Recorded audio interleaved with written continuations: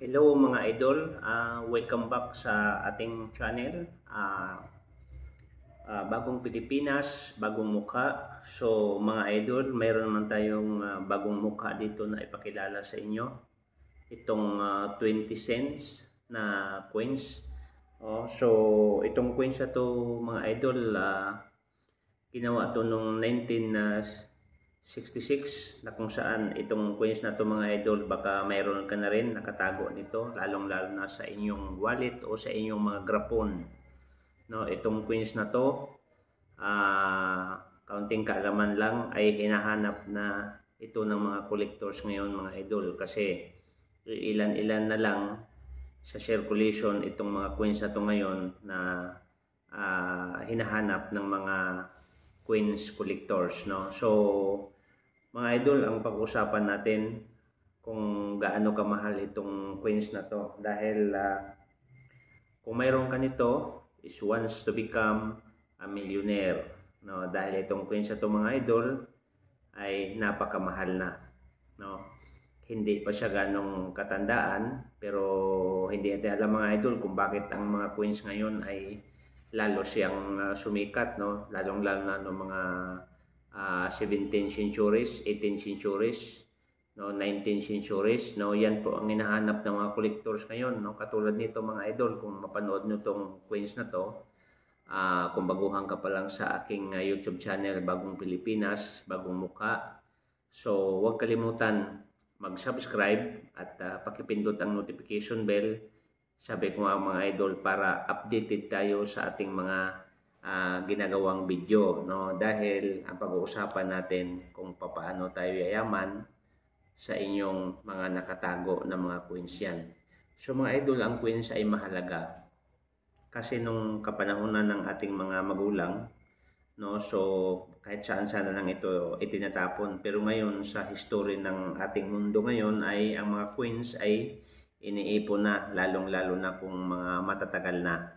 Kaya nga kung ikaw ngayon ay may nakatago na naman uli sa iyong wallet, please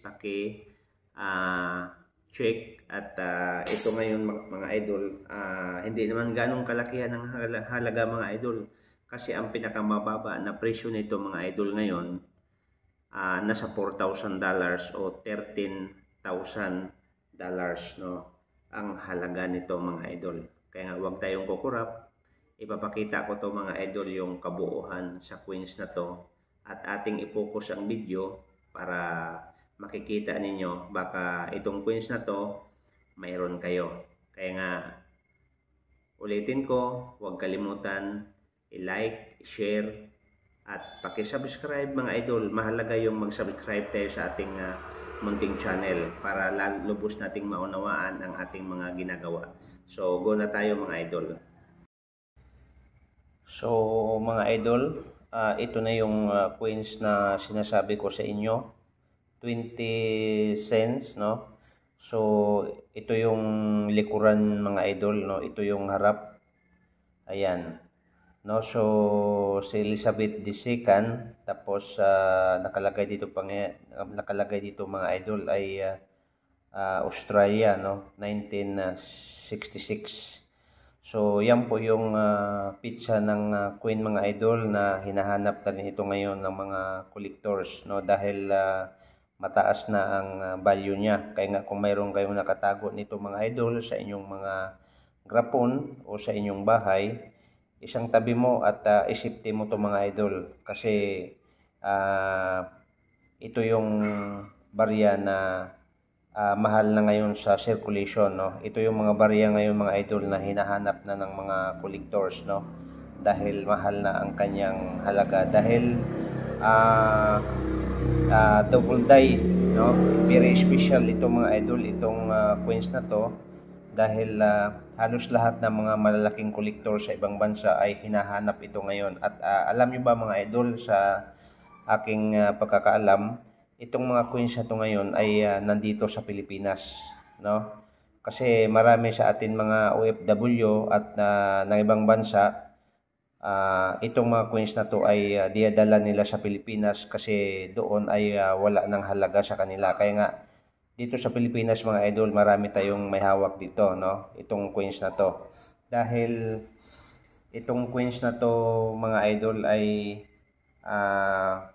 kaya nga nakalagay mga idol doon sa mga auction, no, mayroong na auction nito mga idol, no, nabinta siya nasa 4,000 at nasa 13,000. Kaya nga called BU Millionaire, no. So ganun kaganda mga idol, no. So 1966 20 cents coins Australia worth of money mga idol ay nakakahalaga siya ng 13,000 to 4,000 dollars. Kaya nga mga idol, malaking bagay na sa atin to kung mayroon kang nakatago nitong coins na to.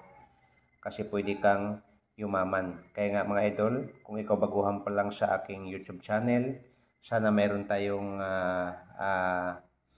nakuhang ideya tungkol sa mga old coins na nakatago sa bahay natin. So huwag kalimutan mag-subscribe, paki-like, paki-share at paki-pindot ang notification bell para lagi tayong updated sa ating mga gagawing mga video. So sa susunod, bukas uli mag-upload naman tayo mga idol. So maraming salamat and God bless sa inyong lahat mga idol.